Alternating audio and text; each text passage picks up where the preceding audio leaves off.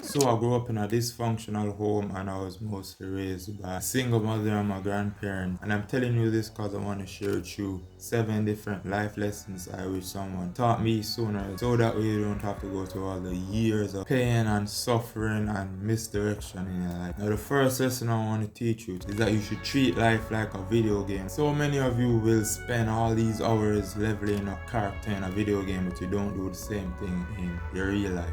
The same way in GTA you can level up your character to have the most muscle, the most amount of money, the most cars, the most girls. Any attribute that you can think of or pick is the same way you should be approach real life instead of wasting all these hours playing some stupid video game that's not going to help you reach anywhere. The second lesson I'm sharing with you today is learning when and how to say no. So many of you have this fear of missing out. When you go on the road, you go to parties, clubs, bars, you know, get drunk and do a bunch of stupid shit with your friends. It's funny because just the other night, some of my friends called me and asked me if I wanted to go for the New Year's Eve. And as much as I really wanted to leave my house and go and just hang out and spend time, do whatever foolishness, because I realized that it's been a while since I've really just focused on just putting some real work, so I had to just politely decline and have them go do whatever without me. I'm not saying that you can't enjoy yourself every now and again, you know, your teenage years, whatever, but you have to understand that teenage, the early 20s is some of the most important years of your life. Wasting it on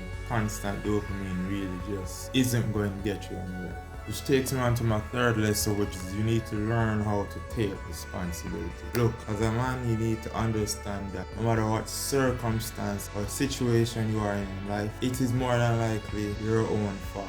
You are in control of your own situation. So many people will look to so much external factors of, oh, I'm here because this and that, instead of just taking responsibility and just understanding that you need to be a man and take responsibility and understand that you're in control of your own situations and even the situation of other people like your family and your loved ones. Nothing is more important for you to do in this life than take care of the people who took care of you when you couldn't take care of yourself. Now, the third lesson, and this is really important, is learning, especially from young, how to manage money. Now when I speak about this, trust me, I'm talking from experience. I'm coming from a background where I was pretty much making no money. I was just depending on parents or whatever, give me lunch money or whatever.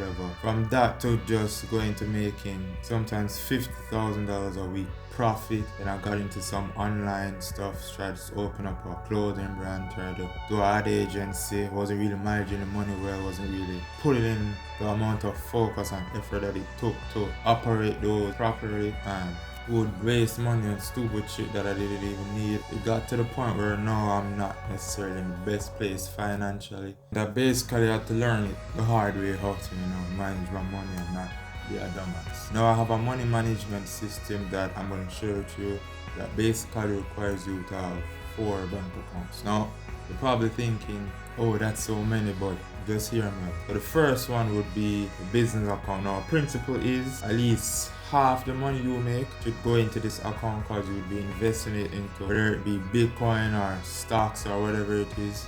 There's something that's going to make you more money. So basically this is an investment account. Anything that's business or investing, right? You only spend this money on something that's going to make you more money. Second one would be a living account. So second one is a livings account. For me, I would recommend 25% of your base. I recommend that 25% of your income goes to that. So anything that has to do with food, transportation, bills, anything that you need to survive, so rent, whatever it is, should only be paid with 25% of your income. This is gonna force you to live well below your means and not take out loans and buy this and that you really can't afford, and then at the end of the month you don't have any money. Third one is savings account. Save at least 10% of your money, but in this case I would recommend 15 for the money and put it in this account. Don't get a card for it or anything either, so that you want to take out the money just because you want to buy something. Make sure you have the discipline to just put money in there and keep it as a sort of emergency fund in case you really need to draw money from the account. So, and the fourth one is just your anything account. So if you want to buy a nice pair of shoes or a nice watch or whatever material purchase that you don't need but you want. So you see a jacket, you think it looks good. It should only come from 10% of your income. Lower if you can make it, but 10% is what I would recommend. You follow the system and you become very disciplined with it, then you realize how much easier it is to manage the amount of money you manage, the money that you're making. And if some of the budgets that you have are too low, then you understand that you just need to put your foot on the gas and just make some more money. The fourth principle you need to learn is the most important thing that you can do for yourself: prioritize your health and your fitness. So eating right, going to the gym, building an attractive body, making sure that you become the strongest, fittest version of yourself, making sure that you just clean up yourself from young. There's a reason why the majority of people that gym membership are between the ages of 35 and 55, because they understand that. Because what they do is they find out too late about prioritizing their health, and it's get to the point where now a lot of them have all these health issues, their back pain, all this type of stuff, and they're just now starting to try to fix that, where sometimes it's too late. Now the sixth lesson I want to share with you is understanding that it's completely reasonable and actually important that you invest money in buying clothes and accessories and dressing well. The image that you put out is gonna have an effect on your life. So dressing well, having nice clothes, you don't have to be expensive, but nice clothes, making sure they fit you right, make sure you always smell good, have a nice clean pair of shoes is very important. Because imagine you go to a bank, right, and you want to take out a loan. If you go to the bank in a tracksuit with dirty white shoes and everything, and you go inside of the bank and you go to the clerk and you tell them that you want a loan of $100,000 to invest in business startup idea that you have, you're more than likely going to be told no and laughed out of the bank. Whereas well-dressed, let's say you're in a suit, well-tailored, fits you right, nice fresh cologne, you smell good, and you're fit, your body looks right, and you just bring yourself in this sophisticated manner, the chances of getting that loan is a skyrockets because of perception that people have for you. You just seem like a more trustworthy individual that knows what he's talking about.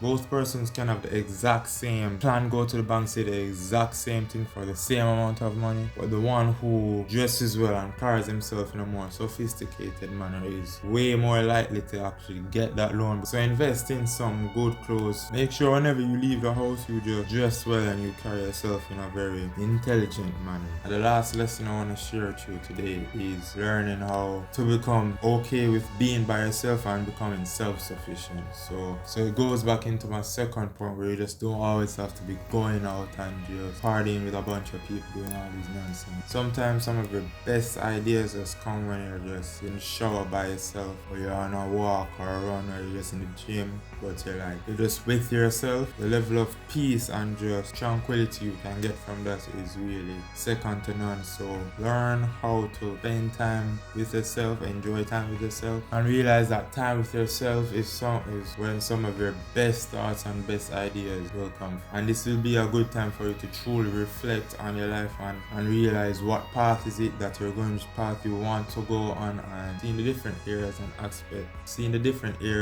aspects in your life that you can level up in. So ladies and gentlemen, those were the 7 life lessons I wish someone taught sooner. If you follow and stick to these lessons and principles, I can guarantee you that you will make it so far ahead of everyone else, and so much further than you would have otherwise this year than if you didn't stick to these.